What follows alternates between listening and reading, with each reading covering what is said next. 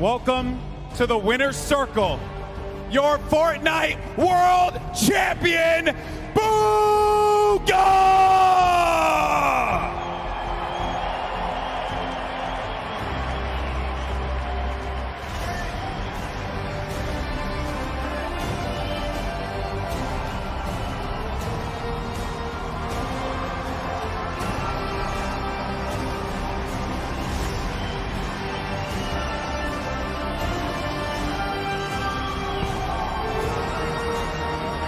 Ladies and gentlemen, this cup is yours.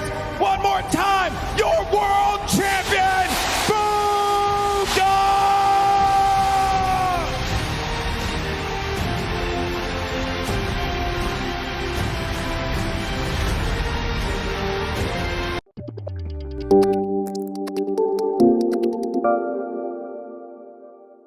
Bonjour et bienvenue dans cette nouvelle vidéo. Aujourd'hui, je vais te parler d'un joueur de Fortnite qui a gagné le championnat du monde et qui a gagné 3 millions de dollars. Malheureusement, il en a touché que 1,5 million et je vais t'expliquer en détail pourquoi. Et je vais te montrer également ce qu'il aurait dû faire pour toucher bien plus que les 1,5 million qu'il a touché. Alors ce fameux joueur, il s'appelle donc Bugha. Donc Bugha, c'est son nom de scène entre guillemets. Et donc il a participé au Fortnite World Cup et donc il a été champion du monde. Donc il faut savoir qu'il a 16 ans. Donc déjà ce qui doit ressortir, la première chose qui doit ressortir de ça, c'est que dans tout, il y a des moyens de gagner de l'argent parce qu'il y a beaucoup de parents qui peuvent te dire attention, je ne recommande pas de faire que ça, mais c'est possible. Il n'y a pas beaucoup qui le font, mais c'est possible. Donc il y a beaucoup de parents qui disent oui, il ne faut pas jouer beaucoup, tu vas pas gagner d'argent avec, enfin ça c'est pas bien, etc. Et bah tu as des gens qui gagnent de l'argent avec ça. Au-delà de lui, ce qu'il a gagné, il y a des tournois qui sont organisés, etc. etc. Tu peux gagner des gains parce que tu es bon dans un domaine. Donc, à partir du moment où tu es très bon dans un domaine, tu peux gagner de l'argent. C'est comme les footballeurs. Il n'y a pas beaucoup, mais si tu es très bon dans ce domaine-là, eh ben, tu vas pouvoir gagner de l'argent sur du long terme. Donc, il faut vraiment croire en ses rêves et pas se dire que c'est impossible. C'est possible. Maintenant, il y a très peu de place, entre guillemets, mais c'est possible. Et donc cette personne-là, elle a donc gagné le tournoi, donc entre guillemets la Coupe du Monde de Fortnite. Et le gain, donc c'était donc le gagnant repartait avec 3 millions de dollars. Mais lui, il va toucher que la moitié. Et à ton avis, bah, tu sais pourquoi? Tout simplement les taxes. Donc ces 3 millions, ils ont été taxés de la manière suivante. Tu as une taxe à hauteur de 39,4% donc pour l'impôt de l'État américain, ce qui représente 1,2 million. Et également, tu as une taxe de l'État de New York de 8,82%, ce qui représente 265 000 dollars. Alors, c'est super, hein. Attention, je ne suis pas en train de dire qu'il est malheureux, il a quand même gagné 1,5 million, mais avec une astuce toute simple, il aurait pu ne pas être taxé à hauteur de quasiment 50% de ses revenus. Comment? Tout simplement en créant une entreprise. S'il avait créé une entreprise, il aurait été moins taxé que là actuellement. Parce que là, il est taxé comme un particulier. L'idée, c'est pas de te dire, voilà, en société, il aurait eu tant de pourcentage, il lui serait resté tant d'argent. C'est pas ça l'idée.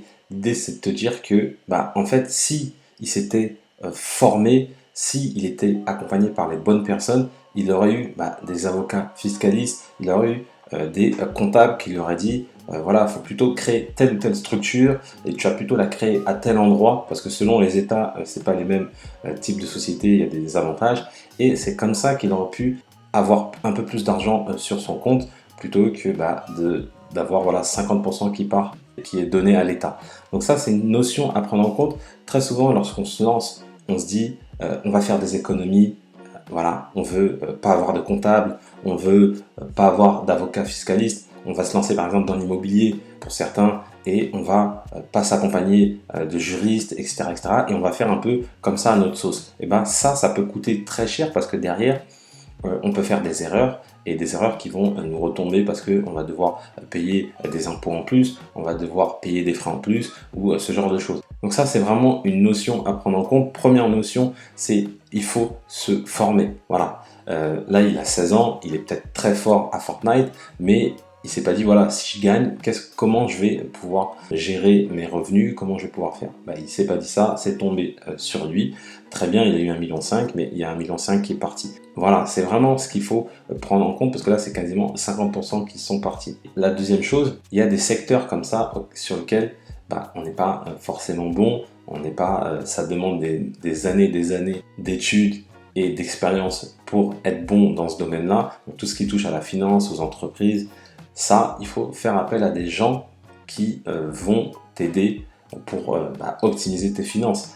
Là, on le voit, il aurait peut-être investi, je sais pas, je dis une bêtise, 10 000, 20 000, 30 000, 40 000 euros, 40 000 $, pardon, pour un avocat fiscaliste, et il aurait optimisé ses finances. Et ces 50% de taxes, ils auraient été peut-être abaissés. Donc c'est une notion qu'il faut prendre en compte lorsque tu crées ton entreprise. N'essaye pas de faire des petites économies de bout de chandelle, surtout avec tout ce qui est lié à ton entreprise, à tes finances, parce que derrière, si tu as les bons conseils, tu peux optimiser tes finances. Je ne te conseille pas de le faire dès le début, je ne dis pas d'avoir un avocat fiscaliste, etc.